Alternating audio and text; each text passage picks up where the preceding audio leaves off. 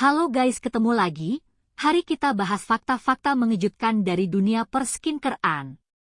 Di balik wajah cantik terpapar bahan kimia, tanpa berlama-lama yuk langsung aja.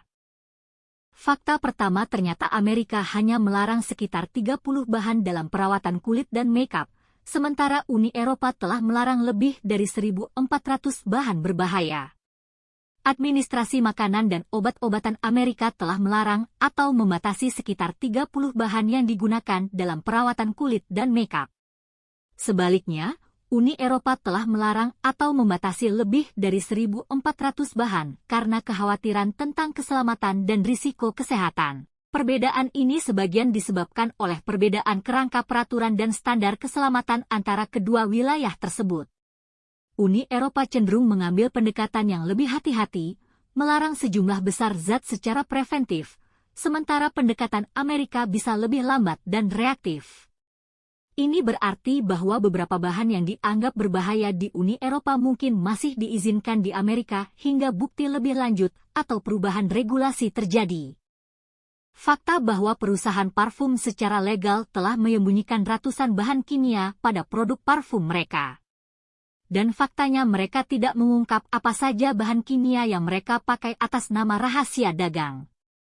Di banyak negara undang-undang memungkinkan perusahaan untuk tidak mengungkapkan rincian spesifik dari campuran bahan kimia yang digunakan dalam produk mereka jika campuran tersebut dianggap sebagai rahasia dagang.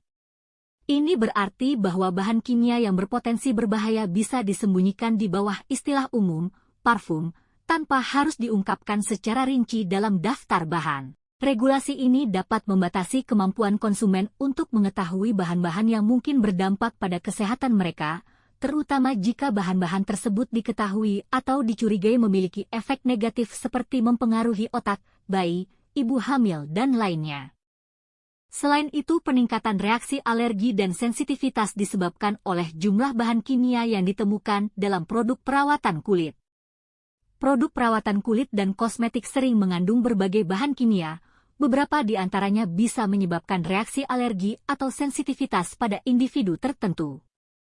Meskipun tidak semua bahan kimia bersifat alergenik, eksposur yang terus-menerus terhadap berbagai zat kimia dapat mempengaruhi kesehatan kulit dan sistem kekebalan tubuh. Namun, penting untuk dicatat bahwa peningkatan laporan reaksi alergi dan sensitivitas bisa juga dipengaruhi oleh faktor lain, seperti peningkatan kesadaran, diagnosa yang lebih baik, dan perubahan gaya hidup.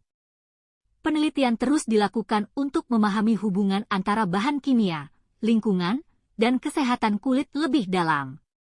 Penelitian telah menemukan bahwa banyak bahan kimia dalam produk perawatan kulit, seperti parfum dan tabir surya, terbukti sebagai pengganggu endokrin yang dapat mengganggu regulasi hormon, meningkatkan risiko feminisasi sistem reproduksi pria, mempengaruhi jumlah sperma dan berat badan lahir rendah pada perempuan, serta gangguan belajar. Mereka juga dikenal sebagai karsinogenik dan dapat menyebabkan iritasi kulit dan mata. Kayaknya kita menemukan salah satu alasan kenapa sekarang banyaknya pria ingin menjadi wanita. Klaim hipoalergenik dan alami di banyak negara tidak memiliki standar regulasi yang ketat atau definisi resmi, yang berarti perusahaan bisa menggunakan klaim ini tanpa harus menyediakan bukti yang substansial.